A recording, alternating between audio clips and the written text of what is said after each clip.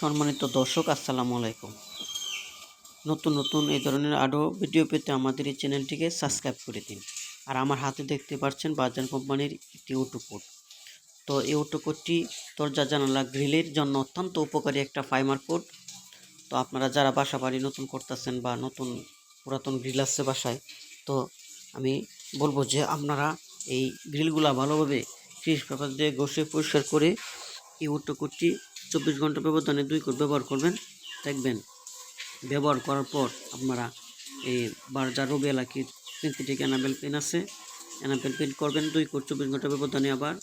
তাহলে আপনাদের গ্রিলগুলো অত্যন্ত চকচকে হবে আর গ্রিলের স্থায়িত্ব অনেক বেড়ে যাবে আর সহজে জং ধরবে না। সাধারণত আমরা দেখি যে 2-3 বছর পরেই গ্রিলগুলো নষ্ট হয়ে যায়, কুটি কুটি লয়লা রং কষে পড়ে যায়।